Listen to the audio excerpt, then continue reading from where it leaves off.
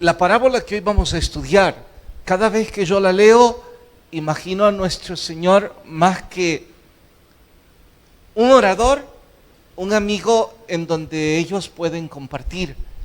Es una parábola que hay mucho que platicar, así que mientras la estudiaba pensé, va a ser difícil con la cantidad de personas que asisten a nuestra iglesia recrear ese ambiente. Pero si lo hacemos con 4, como una especie de muestreo del universo de nuestra iglesia, pues va a funcionar. Eso significa que no piensen que estoy en una predicación. Deseo más bien que podamos platicar. Pueden interrumpirme las veces que gusten, aportar o preguntar como ustedes quieran, desde luego, además de las cosas que yo voy a preguntarles. Y ustedes también. Claro que me es un poco más difícil llegar hasta todos, pero sí podemos intentarlo. Así que si alguien tiene cualquier inquietud, nomás con su mano en alto. La otra razón por la que les pedí me acompañaran es porque repetidas veces ustedes tienen que trabajar a la par mía. Y eso permite un poco la interacción de la que la parábola habla. Bueno, voy a crear el marco teórico del estudio de hoy. El pasaje que vamos a estudiar corresponde a una parábola que viene envasada en 2 versiones. Atentos a esto, es el mismo relato, pero con 2 puntos de vista distintos. No debería sorprendernos mucho, voy a ampliarlo. Nuestro Señor nunca quitó o anuló la personalidad de sus escritores. La Biblia está escrita por una cantidad de hombres inspirados por el Espíritu, pero no les anuló su personalidad. Como prueba menciono al boyero del amor, llamado así porque su profesión era cuidar bueyes. Sin embargo, escribe uno de los profetas menores más hermosos, diría yo, que he leído. Pero escribe como un campesino. Y las ilustraciones que ocupa son precisamente las de un boyero. Dios no anuló su personalidad. Ahora, si ustedes estudian las cartas del apóstol Pablo, van a encontrar un estilo totalmente opuesto. Y cómo no, si la preparación académica de Pablo era algo envidiable. Él hablaba de acuerdo a su contexto, y ya no se diga el doctor Lucas. Esto como simple ejemplo de que Dios no anulaba la personalidad de cada uno de sus escritores. Estoy convencido que hoy día tampoco anula la personalidad de los que instruimos la Biblia. Algunos somos bastante sobrios, sin gran cantidad de movimientos en el púlpito. En contraste, otros como mi hijo, le cuesta trabajo estar en el mismo sitio. Regularmente está yendo de un lado al otro, y si yo no estoy en el púlpito, él está para arriba y para abajo. Tiene que ver con su personalidad, y Dios no nos anula nuestra personalidad. Así que por eso debemos todos entender, Mateo presenta o envasa esta parábola para advertir la responsabilidad nuestra ante el inminente regreso de nuestro Señor Jesús. No de forma opuesta, sino de forma distinta. Lucas ocupa el mismo relato para advertir que debemos ser diligentes con los dones o los talentos que Dios nos ha dado. ¿Notaron la diferencia? El mismo relato. Todos la conocen como la parábola de las minas. Minas, talentos o dones, llámele como quiera. Recalco, Mateo ocupa ese relato para advertirnos la responsabilidad ante el inminente regreso de Cristo. Lucas ocupa el mismo, pero para advertirnos nuestra responsabilidad ante los dones que Dios nos ha dado. Nosotros esta mañana vamos quizá a aplicar ambas, y bien haremos homiléticamente hablando. Claro que si estamos estudiando Lucas, vamos a hacer más énfasis al asunto de los dones. Haciendo eco de ello, vamos a empezar presentándose ustedes y presentando sus dones. Yo sé que va a sonar feo que ustedes se arrojen a sí mismos cuáles son sus dones, así que solo van a decir el ministerio en el que están trabajando y yo me voy a ampliar.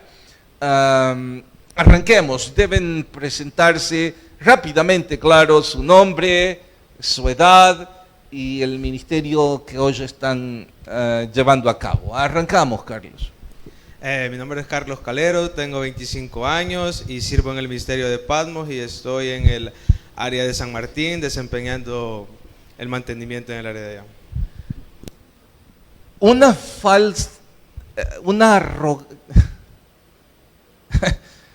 Falsa modestia es igual a arrogancia. Así es que no quiero que parezcas con falto de modestia, pero tampoco altivo. En realidad, ¿cuál es tu don? Ya nos contaste que estás en el mantenimiento de la propiedad en San Martín, que dicho sea de paso son 3 manzanas, y que ahí hay edificios para Patmos, para el orfanato, las canchas, etcétera, etcétera. Pues mi don es más que todo un poco la administración y la enseñanza, el discipulado con jóvenes. Entonces diríamos que tu don o tu mina pensás que es administrar, en este caso, la propiedad, sí, más el discipulado hacia la juventud. Sí. Bueno, Chelita. Bueno, mi nombre es Lilian de Calero, tengo 25 años también y yo sirvo en el ministerio de Patmos. ¿Y cuál es tu don? Creo que administración y liderazgo. Administración y liderazgo. Bueno, puntualmente, ¿qué haces en Patmos? Este término estoy trabajando con las finanzas y con la cocina y medicina. ¿Medicina?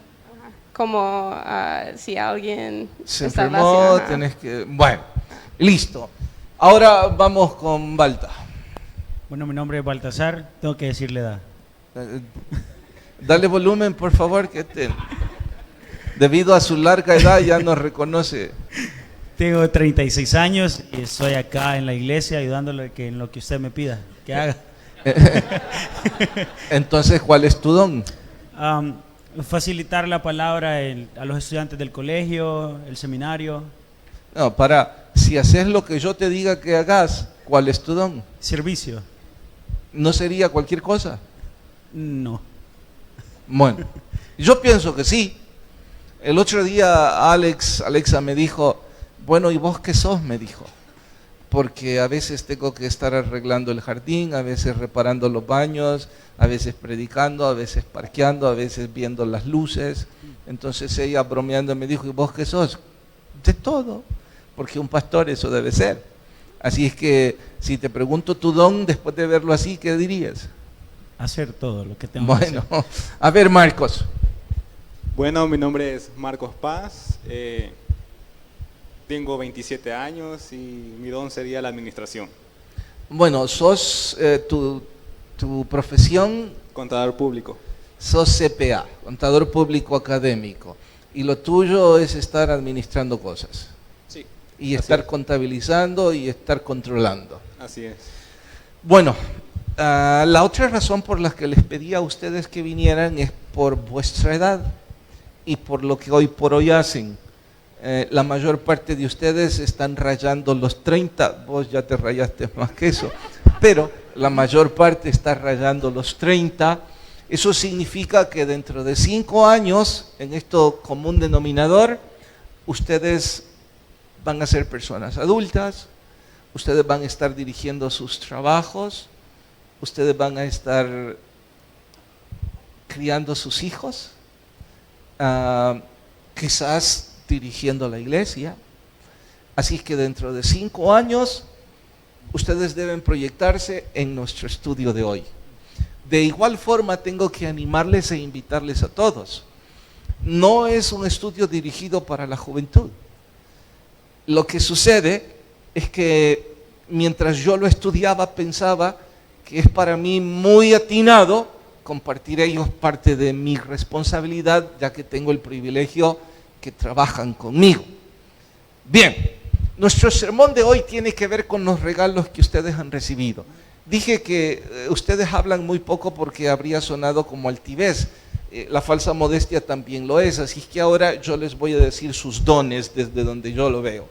Marcos, además de que sos CPA, tenés el don de ser muy sobrio, muy sistemático, muy ordenado, y pienso que si todo eso lo trasladás dentro de 5 años para el servicio de Dios y para tu propia familia, pues va a ser una bendición grande.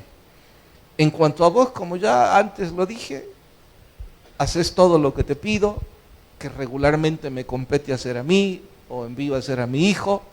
Pues entonces, si dentro de 5 años seguís igual usando eso para el Señor y tu vida, pues la bendición, Chelita, igual, la bendición de que sos bilingüe, que tu grado universitario es trabajo social, amas la obra misionera, y ahora tu esposo igual, y él ama poner sus talentos para administrar la propiedad, y un poco como Balta, que te toca hacer de todo, porque al rato manejas la pipa, al rato el bus, al rato tenés que reparar la cisterna, tenés que estar pendiente de todos los edificios. Bueno, todo eso trasladado para el servicio de Dios y para sus propias vidas. Son regalos que Dios les ha dado, ¿de acuerdo? Así es que nuestro estudio de hoy se titula Regalos devueltos. Eso suena a que alguien le va a devolver al Señor el regalo que Él ya nos dio. Lo que ustedes hoy están haciendo, igual que todos ellos, lo que hacen con sus vidas, sus profesiones, sus dones o sus talentos, ¿cierto o no que son regalos que Dios nos dio? ¿Sí, amén o no amén? Nuestro sermón entonces se titula Regalos devueltos. La frase es, me los dieron y los estoy regresando. Vayan a Lucas capítulo 19, Evangelio de Lucas capítulo 19, vamos al verso 11, y para mayor reverencia les ruego si se ponen de pie a la lectura de la palabra. Capítulo 19, Evangelio de Lucas, vamos al versículo 11, Balta, ¿me ayudas hasta el 27? Oyendo ellos estas cosas, prosiguió Jesús y dijo una parábola, por cuanto estaba cerca de Jerusalén, y ellos pensaban que el reino de Dios se manifestaba inmediatamente. Dijo pues, un hombre noble se fue a un país lejano para recibir un reino y volver, y llamando a 10 siervos suyos, les dio 10 minas, y les dijo, negociad entre tanto que vengo. Pero sus conciudadanos le aborrecían, y enviaron tras él una embajada diciendo, no queremos que éste reine sobre nosotros. Aconteció que vuelto él, después de recibir el reino, mandó a llamar ante él a aquellos siervos a los cuales les había dado el dinero, para saber lo que había negociado cada uno. Vino el primero diciendo, Señor, tu mina ha ganado 10 minas. Él le dijo, está bien, buen siervo, por cuanto en lo poco has sido fiel, tendrás autoridad sobre 10 ciudades. Vino otro diciendo, Señor, tu mina ha producido 5 minas. Y también a este dijo, tú también sé sobre 5 ciudades. Vino otro diciendo, Señor, aquí está tu mina, la cual he tenido guardada en un pañuelo, porque tuve miedo de ti, por cuanto eres hombre severo, que tomas lo que no pusiste y ciegas lo que no sembraste. Entonces él le dijo, mal siervo, por tu propia boca te juzgo. ¿Sabías que yo era hombre severo, que tomo lo que no puse y que ciego lo que no sembré? ¿Por qué pues no pusiste mi dinero en el banco, para que al volver yo lo hubiera recibido con los intereses? Y dijo a los que estaban presentes, quitadle la mina y dadla al que tiene las 10 minas. Ellos dijeron, Señor, tiene 10 minas. Pues yo os digo que a todo el que tiene se le dará más, al que no tiene, aún lo que tiene se le quitará. Y también a aquellos mis enemigos que no querían que yo reinase sobre ellos. Traedlos acá y decapitadlos delante de mí. Señor, rogamos que tu gracia nos acompañe en este estudio. Ellos y yo no necesitamos escuchar las experiencias de ningún mortal, y aun cuando los que hablemos quisiéramos ayudar, sería en vano, porque tal vez somos los más necesitados. Por eso es que rogamos con toda humildad que tu Espíritu obre un milagro hablando a través de nosotros, y que esta conversación se convierta en el instrumento que tu Espíritu use para llevar edificación a tu iglesia. Por favor, permítenos ser bendición a otros. En Cristo Jesús, amén. Pueden tomar su asiento. Ahora que ya conocemos el título de nuestro estudio y hemos leído la parábola, sugiéranme la temática principal de la parábola. Cuando hablo de la temática, estoy hablando la idea básica, y eso tienen que dármela en una frase corta. No traten de ampliar o explicar la parábola, simplemente de qué piensan se trata la parábola. ¿Quién opina? La temática principal.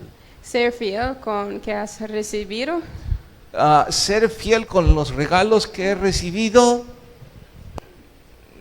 Sí, de una forma podríamos decir que sí es la temática principal, aunque creo no sería la mejor.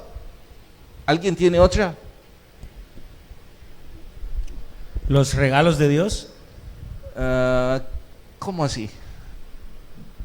Porque habla de las minas, entonces Dios nos da regalos a nosotros No, también. recuérdate que la temática en la misma frase debes explicar, y los regalos de Dios no expresarían mucho.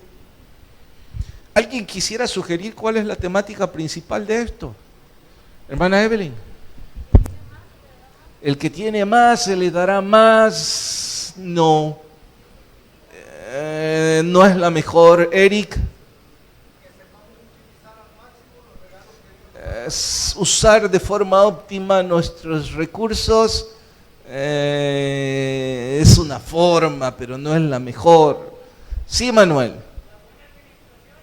La buena administración se acerca, pero Saúl está hablando de regalos devueltos. Ajá. La infidelidad. Ok, ya dijo dos cosas íntimas y muy ciertas. Ahora la temática. Se acercó un montón, pero no concluyó. Sí, hermano. Allá atrás. Hermano. Fiel y productivo. Hermana. ¿Qué hacer con los regalos? Nos distanciamos. Yo creo que, sí. Pastor, disculpe. Yo creo que el temor, porque dice que porque tuvo miedo no quiso crecer, entonces el temor a no hacer las cosas no le permitió crecer. Entonces ese que no quiso crecer fue, aquí está lo que tengo, pero no intenté. Pero en una sola frase la temática. Ingrato. No. En una sola frase, la temática principal de la parábola es la mala actitud del siervo. Ese es el punto principal. Todo gira alrededor de un mal siervo. Por supuesto que está la figura del dueño, por supuesto que está la figura del siervo fiel, pero debo insistirles, esas son como enseñanzas secundarias. Que hubo algunos que sí fueron fieles. La enseñanza gira alrededor del que fue mal siervo, y cuando se trata de nuestro Señor ni siquiera podemos decir que ese amo se identifica con él, porque este es severo, es cruel, así se describe, y nuestro Señor no es así. Así es que todos vamos a enmarcar nuestro estudio de hoy en número 1, la mala actitud del siervo, y número 2, en regalos devueltos.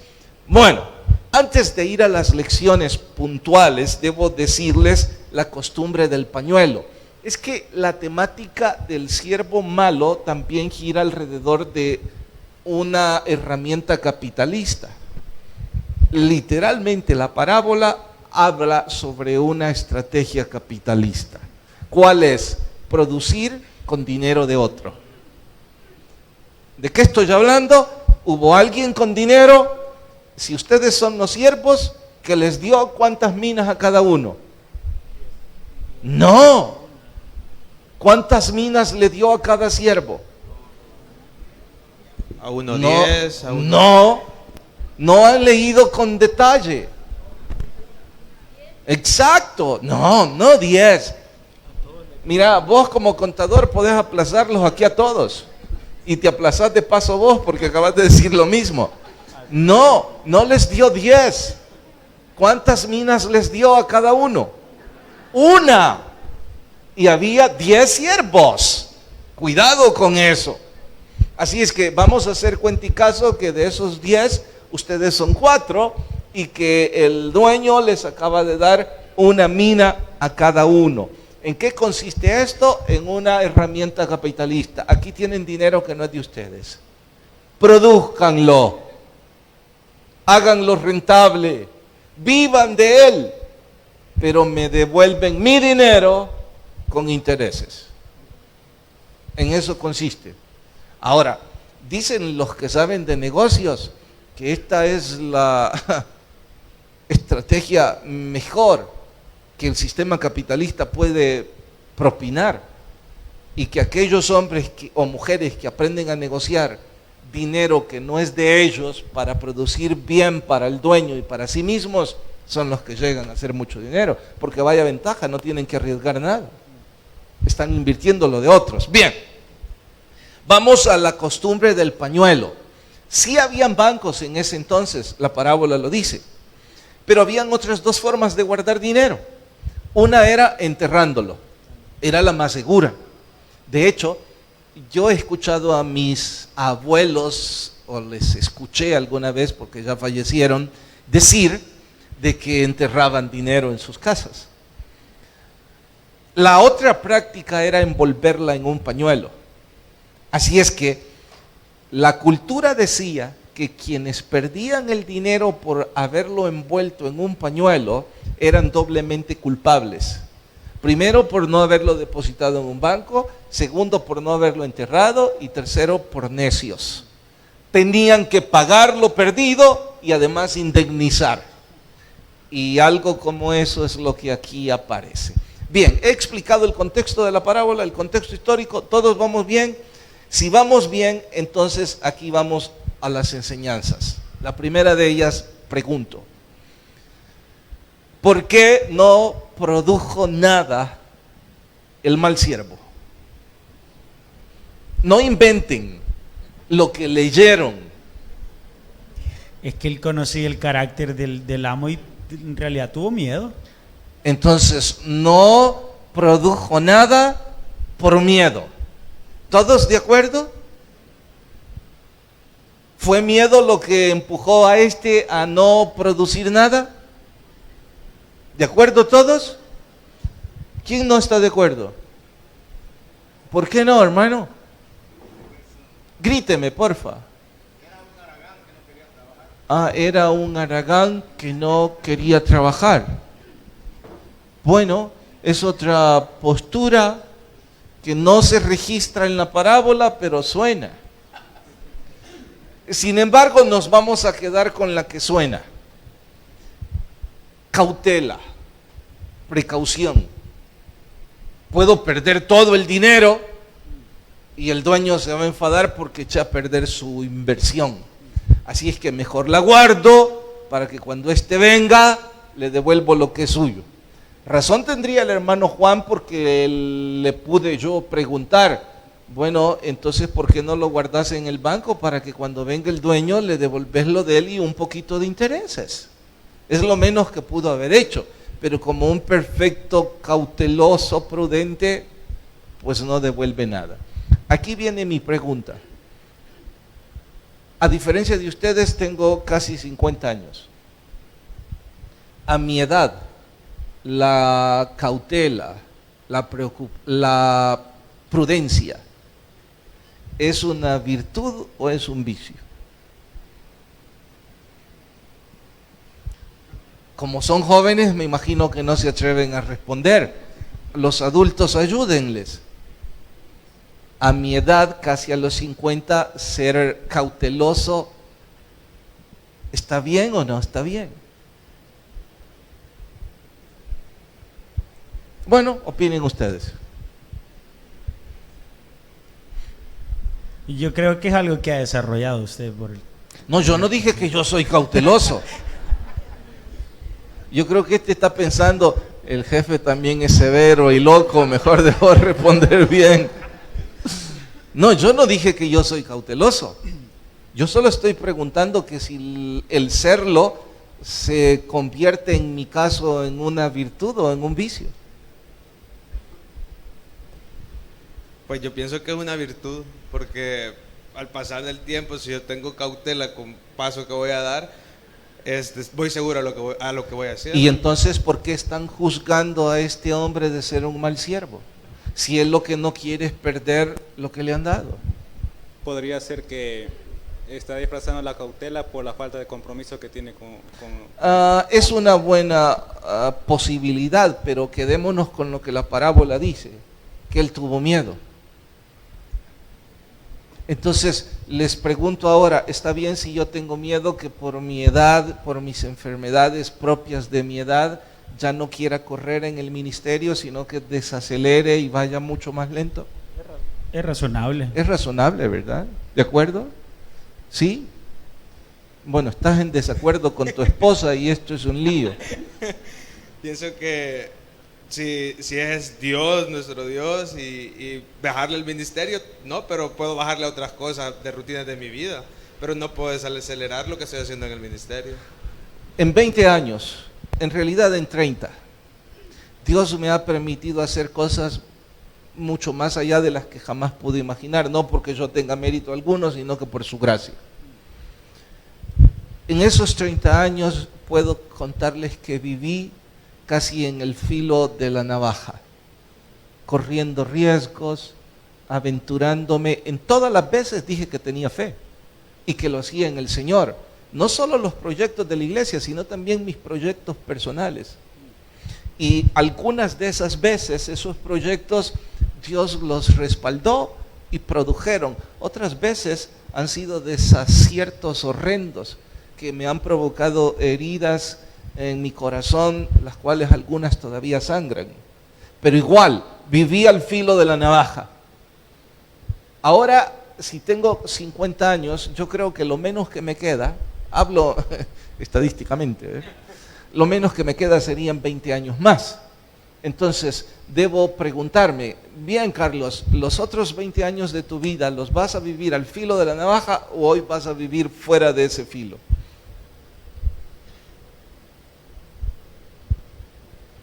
Yo creo que tienes que aprovechar su tiempo, pero también ser fiel en, ok, si yo sé que solo tengo 20 años más, pero tengo esta iglesia, tengo que ser fiel en crear más personas para liderar aquí. ¿Estás sugiriendo que debo seguir en el filo de la navaja? No sé qué significa eso. Oh, no. Sí, tienes razón. Ella me acaba de decir que no entiende la frase. El idioma primario de Lily es inglés. Es una expresión de vivir al límite del riesgo. El filo es vivir allí. Te vas a caer. Lo mejor sería dar 2 pasos atrás. Entonces, los primeros 30 años viví ahí en el filo. Ahora mejor voy a dar 2 pasos atrás. Creo que es difícil para decir si debería ser más atrás o más adelante, porque sí, debemos ser sabios, pero al mismo tiempo tenemos vida todavía y a veces Dios quiere que tomamos riesgos. Si yo me hago 2 pasos atrás, soy un cobarde. Y me vuelvo exactamente igual que el siervo. ¿Entendieron esto? Porque, ¿por qué razón daría 2 pasos atrás? Por miedo a caerme. La pregunta sería, ¿y en los primeros 30 años por qué no me caí? O si me caí, ¿por qué me levanté? ¿Por qué sucedió? Porque Dios me protegió o Dios me levantó las veces que me caí. Si el mérito es de Dios y Él me cuidó, ¿por qué entonces ahora voy a portarme como un cobarde dando 2 pasos atrás? Y ahora extiendo la exhortación a cada uno de ustedes. En sus trabajos, en sus negocios, en su profesión o en su ministerio, ¿por qué van a dar 2 pasos atrás? Nada más por cobardía. Porque son malos siervos en este caso. Pensando en usted mismo y no pensando en que Dios nos va a cuidar. Es cierto que la prudencia es una virtud, pero se convierte en una cobardía cuando nuestra fe no está puesta en Dios. ¿Me di a entender? Entonces ahora les preguntaría, Carlos, tomando en cuenta esto, ¿dónde debe estar tu vida en los próximos 5 años? La verdad es que aun cuando yo quiera vivir allí, hay un montón de habilidades que ya no las tengo 30 años atrás. Por ejemplo, 30 años atrás no necesitaba que nadie me asistiera, no necesitaba andar una agenda en mi teléfono, me acordaba de todo. Hoy se me olvida todo y yo no puedo dirigir aquí y no puedo dirigir la propiedad. Así es que, ¿qué va a pasar en 5 años en esa propiedad si vos no la haces prosperar? Claro, el Señor, bajo tu trabajo. Voy a ser una persona ingrata y desagradecida con lo que el Señor me ha dado. ¿Voy a poder yo hacerlo? No. No porque ya no quiera. La verdad es que yo quiero seguir ahí, pero ya no voy a poder. ¿Qué va a pasar con tus talentos si no decidís correrte el riesgo de invertirlos? ¿Qué va a pasar con todo lo que estás aprendiendo? ¿O qué va a pasar con todo lo que es contabilidad? ¿Tengo yo que decirte cómo llevar adelante todo esto? ¿Vas a tener que esperar que diga qué es lo que la iglesia necesita para administrar mejor todo lo que es el registro y lo que son los controles? Entonces, ¿de quién es el trabajo de aquí en adelante? Yo no me estoy excluyendo. De nosotros en el trabajo. Pero ¿sabe qué? Me preocupa porque siento que si yo no hago lo que tengo que hacer, Dios me va a quitar lo que me ha dado. Eso es al final. Ya llegamos ahí. Vamos por orden. Si sus talentos no se multiplican y no favorecen al prójimo, la religión que ustedes practican es una religión farisaica. ¿Qué es una religión farisaica? Hablar mucho y vivir para mí mismo. He de repetirlo. Si los dones o regalos que ustedes tienen no se multiplican y no sirven al prójimo, ustedes son el vívido ejemplo de los fariseos. En simple español, ¿tenés dones de administración? Sí. Sí, además tenés carisma, tenés energía, sos diligente, sos simpático, aún con los empleados difíciles has podido sobrellevarte allá, y yo ni cuenta me doy si quieren ahorcarte o quieren regalarte algo. Ya no se diga vos. Tu amor por el prójimo, por los latinos, tu deseo de tener todo en orden, que a veces perdés el control vos misma porque las cosas no están como deben estar. Vos sos alguien que hace de todo, desde predicar, barrer. Necesitamos alguien que... Mira, y por cierto, y sabés cantar. Intento.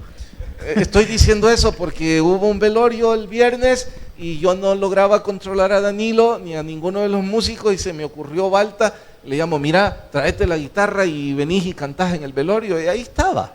Y hasta ahorita estoy preguntando, ¿y este podrá cantar o no puede? Pero como tiene que hacer de todo, ahí estaba. Igual con vos. Ahora, todo lo que ustedes, Dios, les pregunto, todos esos talentos que los hacen especiales ante nosotros, ¿son regalos que Dios les dio? ¿Sí o no? Bueno, ese es el punto. Si eso no se multiplica sirviendo al prójimo, ustedes son fariseos. ¿Para qué razón Dios les ha dado esos talentos? Para producir Exacto. ¿A producir qué? más ¿Para quién?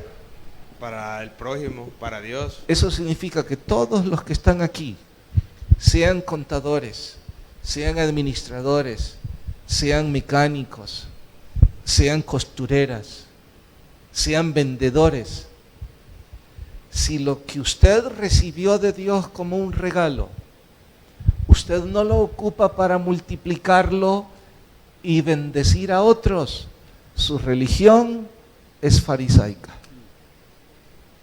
¿Me he dado a entender? Lejos de que se incomoden conmigo, pero ¿y cómo no decirlo? Porque en el primer culto, en el primer culto subieron otros 4, y uno de ellos se refirió a los doctores en medicina. Hay cerca de 23 los que yo conozco en esta iglesia, pero no tenemos nadie que atienda, no tenemos un programa que llegue a los niños en Campos Blancos, y urge asistencia médica, no tenemos en las misiones, y hay 23 médicos, que yo, en el colegio tampoco, digo los que yo conozco, no sé si hay más. Entonces, ¿y quién los va a reunir? ¿Quién les va a decir que hay que hacer algo? ¿Yo? No, ¿por qué no, Marcos? Porque estamos viendo que sus talentos, dice la palabra que deben de usarlos para producir más, para el servicio de las personas, de los demás. Entonces, ¿quién los va a reunir? Tienen que tomar la iniciativa ellos mismos. Y no es que yo no quiera, la verdad, debo confesar, mis brazos ya no llegan hasta ahí. A lo mejor si de pronto está uno de ustedes que, bueno, dijiste que estás atendiendo cosas de medicina, ¿verdad? A lo mejor vos. Bien, tercera o cuarta, la Biblia, lo que tienen ustedes ahora en sus manos. ¿Es un regalo, es un talento, es una mina, sí o no? Sí. Ahora, según lo que hemos visto hasta este momento, hay que reproducir la mina. Entonces, ¿cuál es la única forma de reproducir eso? A través de nuestros talentos. ¿Pero cómo? Por ejemplo, yo soy el don de la administración, tengo un equipo a mi cargo y cada mañana puedo tener un devocional con ellos llevándole la palabra. Exacto. Entonces, la única forma en cómo vos reproducís la palabra es llevándoselas a otros. Así es. Es invirtiendo la palabra de Dios en otros. Ahora les pregunto a todos aquí. ¿Todos tienen una Biblia en su mano ahora? ¿Cómo la están llevando a otros? ¿O piensan que se les dio esa mina para que ustedes aprendan cómo vivir mejor con su pareja, cómo tratar mejor a sus hijos, a sus empleados, cómo hacer más dinero? ¿Únicamente para eso se les dio? Según lo que estamos estudiando, primeramente se les dio ese regalo para que ustedes lo reproduzcan y lo compartan con otros. ¿Sí, amén o no amén? La pregunta entonces es, ¿cómo van a hacerlo? ¿Saben? Ya me refería a los médicos, ahora me voy a referir a otro gremio, los diseñadores gráficos. Por alguna razón que desconozco, se han puesto de moda en nuestro país. Bueno, quizás intuyo que se ha puesto de moda debido a tantas compañías de publicidad, y como nuestro país es una especie de mercado grande por las divisas de Norteamérica más la globalización, quizás eso hace que se convierta en un trabajo con demanda.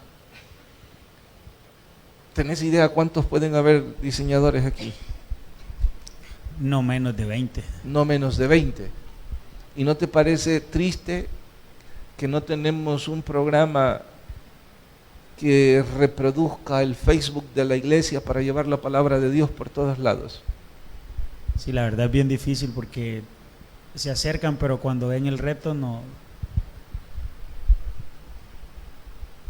Pero para crear redes sociales y vender cosas y eso tienen creatividad y tiempo. Pero para reproducir la palabra no. La radio. Estamos en un 1180M y tanto mi hijo como yo, debo confesarlo, vivimos frustrados que no conseguimos que la M entre a nuestra ciudad para que ustedes puedan oírla de forma nítida. Y siempre estamos ahí con una idea y cada 3 meses se nos tumba y seguimos batallando. Pero ¿acaso no habrá gente creativa que podría hacer que de pronto despunte a través de las redes sociales, a través de internet? ¿Acaso no podrían mejorar la programación? ¿Acaso tiene que hacerlo el pastor? ¿No fue la palabra de Dios la que se les compartió sumada a sus dones?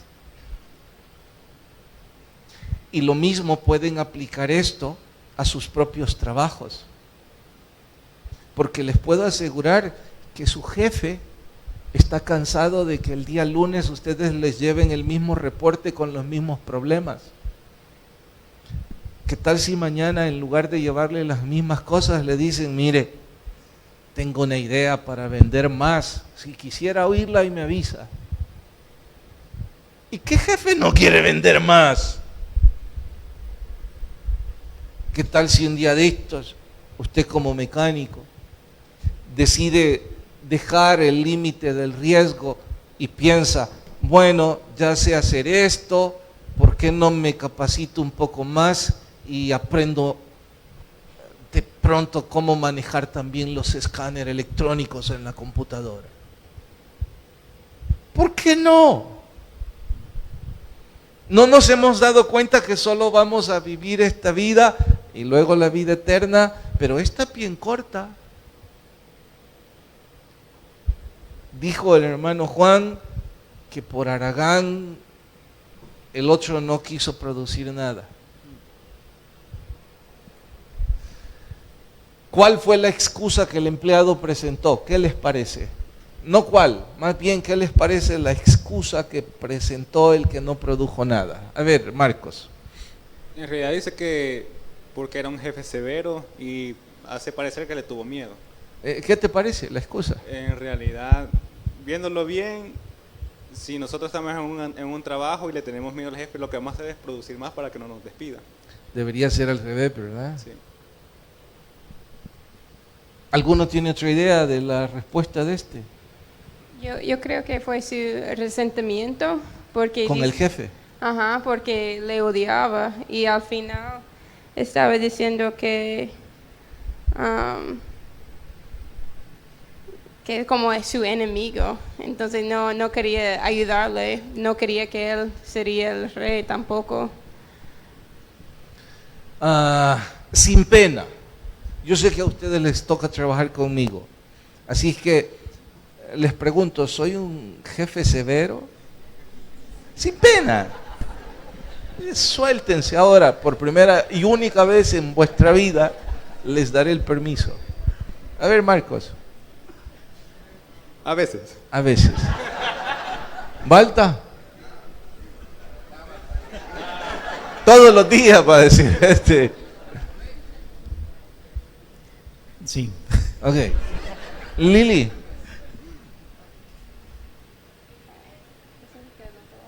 Que si soy difícil como jefe. Sí. Sí. ¿Y vos? Disciplinado. Disciplinado. Conmigo no se comporta así, o sea, me dice, mira, me lleva y me dice, vamos a mejorar esto y vamos a hacer esto otro. Ah. Y me dice las cosas y cuando me revienta yo no siento eso, o sea, siento que... No importa, los 4 están en problemas, pero eso mañana. Ok. Dado que soy un jefe severo, como ustedes me han pintado, ¿significa entonces que ustedes no van a producir? Significa todo lo contrario, ¿verdad? Que ustedes deberían producir más porque el jefe es severo. Y la verdad es que eso es lo que hacemos en cualquier empresa secular. Cuando sabemos que tenemos un jefe loco, entonces nosotros nos cuidamos ante el jefe loco.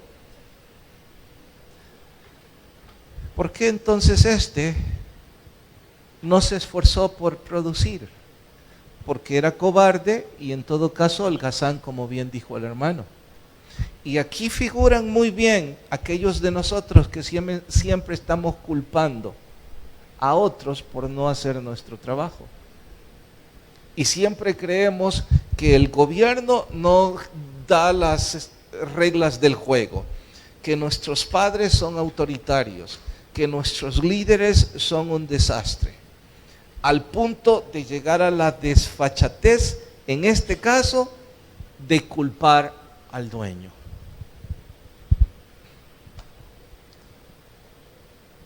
Los regalos que recibimos de parte de Dios, usted y yo, no tenemos excusa alguna para no producirlos, para no reproducirlos. Es su responsabilidad y la mía. Ahora yo les puedo decir a ustedes en forma puntual, Marcos, me encantaría que un día de estos me dijeras que tenés un proyecto para ese departamento. Y como ya sabes que soy medio severo, por no decir medio loco, y ya sabes algunas cosas que quisiera mejorar, no esperaras que te diga que las mejores. Igual vos, esperaría, Calero, que me bombardees con textos de los nuevos proyectos, no de la jardinera que todavía no has terminado. Me encantaría, Lili, que me digas la idea de cómo vas a producir que más extranjeros quieran venirse de misioneros, así como Dios te ha bendecido. Y a mí me encantaría yo mismo decirme lo que pienso hacer en los próximos 20 años. Que les puedo confesar, antes de este estudio estaba pensando que lo que iba a hacer era nada más estabilizar y sostener lo que ya funcionaba. Pero después de este estudio, estabilícenlo ustedes. Yo me voy a ir allá de nuevo, porque la verdad es que vivir al filo de la navaja es emocionante. Allí es donde uno llora, donde uno se enferma, donde uno siente que Dios no lo respalda por los desaciertos que he cometido, pero también allí es donde uno siente la gloria de Dios, cuando Dios de vez en cuando lo abraza y dice, está bien, dale. Así es que, ¿por qué voy a hacer 2 pasos atrás? Si después de todo, de 2 o 5 pasos atrás, igual me voy a morir. Lo menos que puedo hacer es morirme honrando a mi Dios. Y de igual forma lo comparto con ustedes y con ustedes. ¿Qué están haciendo viviendo acomodados sin invertir nada de sus vidas para Dios? Dios les dio ese regalo para reproducirlo, cualquiera sea en sus casos. ¿Por qué razón el dueño juzga al empleado?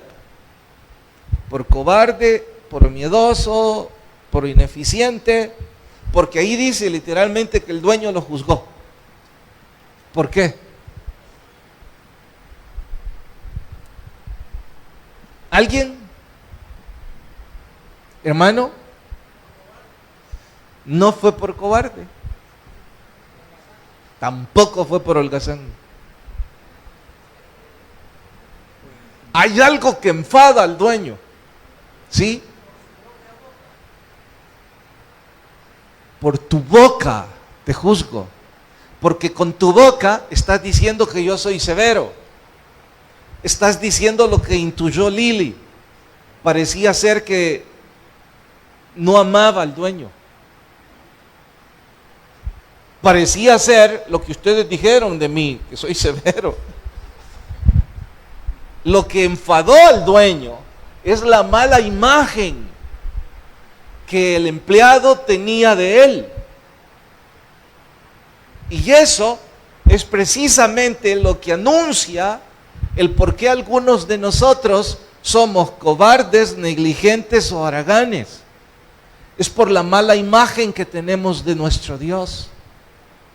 Y por eso no estamos reproduciendo nuestros dones para el servicio del prójimo. Estamos de brazos cruzados. Si son músicos, están usando ese talento nada más para ustedes mismos y beneficiarse. Esa es una religión farisaica. Eso es una religión egoísta en donde viven para sí mismos. Porque ¿a quién edifican con eso? ¿Acaso no les fue dado para eso? ¿Cuánto bien hace la música? Pero a ustedes no les importa, a quienes quiera esto aplicarse. Tienen excusas como la mía. Bueno, pastor, 50 años, estoy bien ocupado, las enfermedades, las facturas que hay que pagar. Díganle eso al dueño, porque finalmente el que les dio todo eso es nuestro Dios. De hecho, esto me lleva a la siguiente pregunta. ¿Y qué fue lo que motivó a los otros a así reproducir?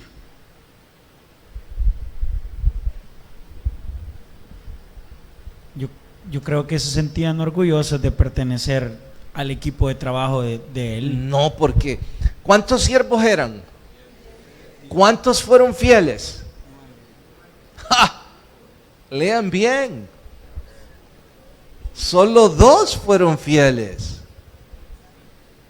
2 reprodujeron, 1 devolvió el regalo y los otros 7, yo creo que ni siquiera recibieron la mina.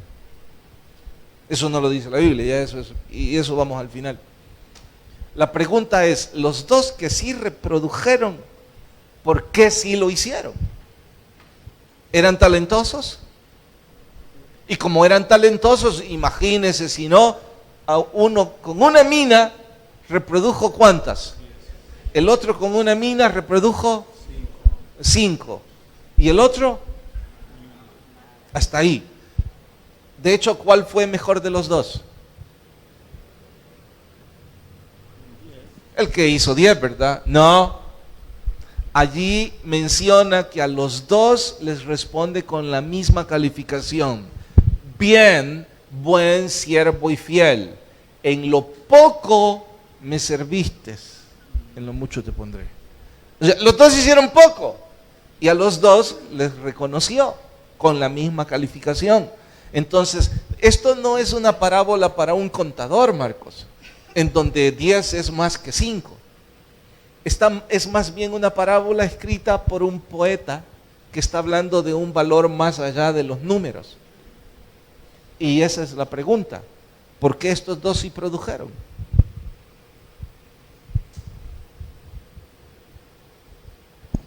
Porque pensaron, si le traigo por lo menos 10, esto no me va a hacer nada. No te haré nada, tranquilo. No fue por eso. ¿Comprometidos, hermano? Porque viven al filo de la navaja, pero ¿y en este caso por qué? Yo he decidido vivir los otros 20 años al filo de la navaja. ¿Por qué cree que quiero hacerlo? Gríteme.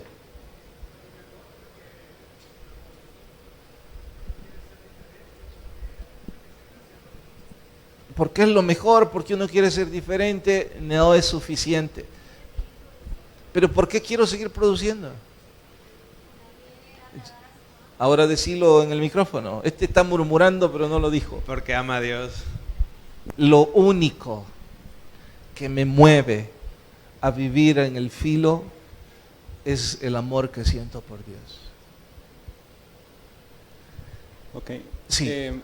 Estaba pensando, entonces si nuestro Dios no es un Dios severo con nosotros, porque podemos ver a nuestro alrededor las bendiciones que Él nos ha dado, pero de igual manera no estamos usando nuestros talentos para el servicio del Señor. Dice ahí la palabra que el siervo tenía la excusa de que su amo era severo, pero el Señor no es severo con nosotros.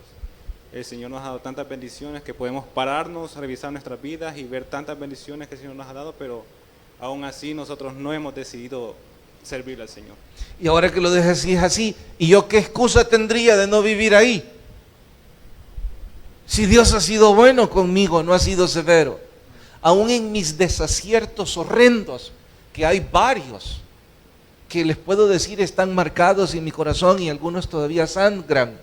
Aún ahí, Dios me ha consolado. Y en los que me ha permitido aciertos, he visto su mano. Entonces, soy un necio si no quiero estar ahí. Pero eso es por amor a Dios. Entonces, lo único que le va a mover a usted o a ustedes de querer producir con los talentos que Dios les dio es su amor por Dios. En consecuencia, los que están cómodamente sentados viviendo para sí mismos no pueden entender esto. Ellos no aman a Dios. ¿Me estoy dando a entender? Y ellos dirán con toda comodidad: ¿y yo para qué me voy a arriesgar? Que me critiquen, arruinar mi carro. Va a decir Felipe: ¿y yo para qué voy a ir 2 meses hasta ¿cómo es? 2 veces por semana porque aquí está su parte de su congregación hoy, ¿verdad? ¿Pueden levantar la mano, porfa? Oh, gracias, bienvenidos. Si alguno de ustedes pensó que la iglesia le paga salario a Felipe por ir allá, debo contarles que absolutamente nada. Y tampoco le pagamos la depreciación de su carro. Entonces, ¿para qué usted se va a arriesgar a arruinar su carro yendo 2 veces por semana, venir a veces tan noche cuando está nublado? Es más, ¿quién le ha dicho que lo haga? Solo es el amor por el Señor que puede empujarlo a hacer eso. Cosa que algunos de ustedes no tienen ni la remota idea de lo que significa. Hasta pueden estar creyendo que Él está loco. Porque ustedes, está lloviendo, no sacan el carro para venir a la iglesia porque lo van a enlodar.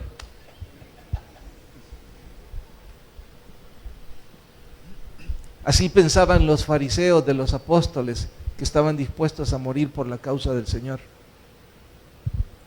Algunos de ustedes ya con 40 o 50 años están pensando en cómo hacer más negocios, cómo tener títulos, cómo hacer más grande en la vida, pero cómo servir al Señor no están pensando nada. Ese es su amor por el Señor. Bueno,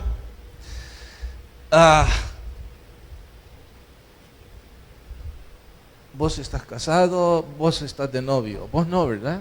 ¿Seguro? Va.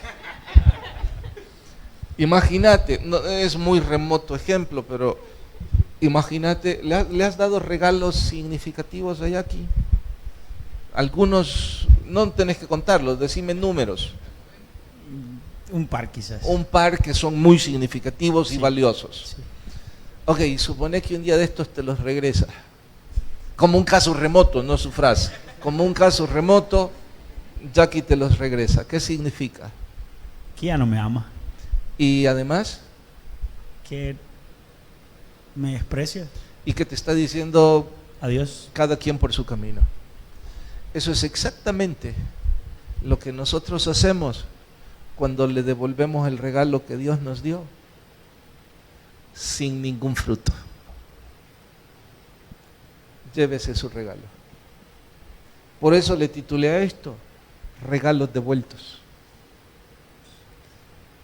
La grosería de nuestra parte de decirle al Señor, aquí está.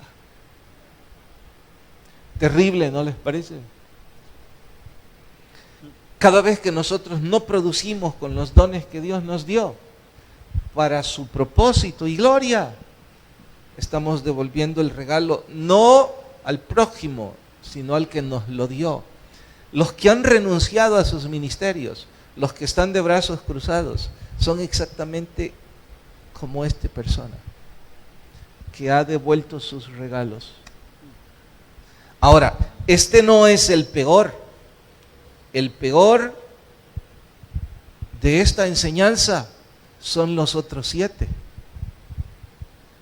que parece ser que ni siquiera quisieron recibir el regalo. Como algunos en medio nuestro que no han querido abrir sus corazones a Jesús.